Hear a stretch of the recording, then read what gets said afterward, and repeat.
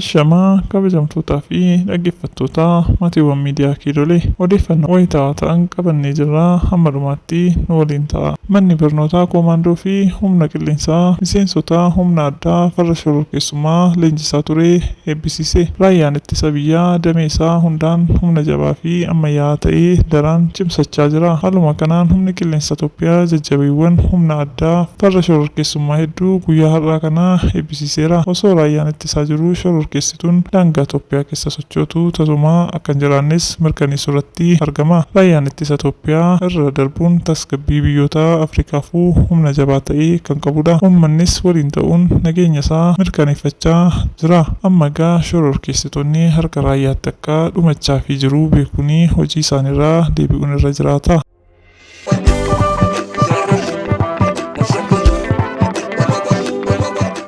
Odeeffannoo biroon seeneetarri Ameerikaa Ijiptiirraa matta'aa fudhachuun Itoophiyaa irratti dhiibbaa uumaa ture hidhaan waggaa 11 itti murtaa'e. Namni kun faayidaa Ijiptiin eeguuf biyyattiirraa maallaqa fudhatee waltajjii argate hundarratti Itoophiyaa maqaa balleessaa ture. Seeneetarri duraanii faayidaa dhuunfaasaaf gocha malaammaltummaan maallaqa konkolaataa, Mercedes, beenziin, warqii fi kanneen biroo Ijiptiirraa fudhateeras jedhameera. Kunis uummata Ameerikaa bakka bu'ee utuu jiru faayidaa dhuunfaasaa guuttachuuf biyya biraa deeggaree jedhamuun himatamee jiraachuu maddi odeeffannoo keenyaa nuuf hireera. Egaa qophii keenya asumaan goolabnaa yeroo gaarii qabaadhaa.